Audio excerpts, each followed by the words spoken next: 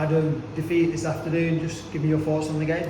I think when you come to a place like Leafield and they've got the quality they've got, I think if you're not 100% right from the first whistle, you're going to make it difficult for yourselves. I think we were off the pace, certainly in the first 45. I don't think we showed enough sort of energy and tenacity really.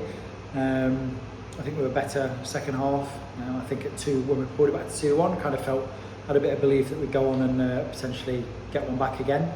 But then obviously Leafield's third goal killed us really and sort of sucked that little bit of momentum that we felt we were going to get from that out of the game. But listen, they're a really good side. They play some good football. Individually, some of their players have really good games today, so that's always difficult to live with. We're frustrated because we feel we could have given a much better account of ourselves. So yeah, we'll take some time over the next week to review the footage, chat about individual and collective responsibilities of the players and how we can improve and learn from this. That's the most important thing. And then we've got 4 massive games left at the end of the season to sort of put that performance behind us and show the quality that we've got inside.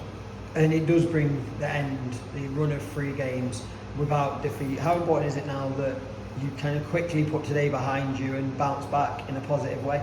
Yeah, I think the players will want to. They're desperate to have a really positive season, and we've had a good season so far. We've just said at the end of the game we don't want to now not achieve what we feel we deserve this season by sort of letting the last 4 games pass us by. So they'll be right at it in training, hungry to sort of put on a positive performance. And as a staff, obviously, we're always wanting to learn and develop and support the players and develop as a staff to look at how we could have changed things or what we could have done differently to improve the result for the team. So there'll be lots of that going on over the next 2 weeks, and then, like I say, 4 really, really big games left at the back end of the season.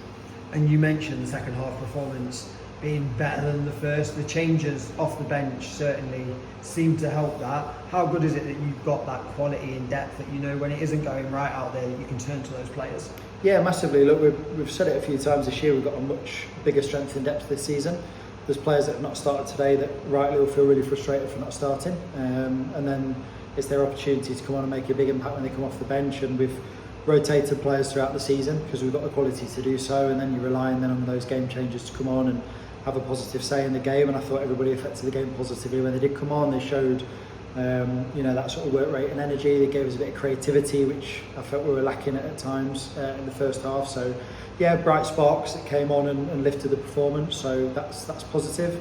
And it's always reassuring to know that you've got ways to change games from the bench, which is really good. And talking to players that came onto the pitch, Summer Baxendale making what was her first appearance for the club in the league after playing against Halifax earlier in the season in the League Cup. Just a word on her?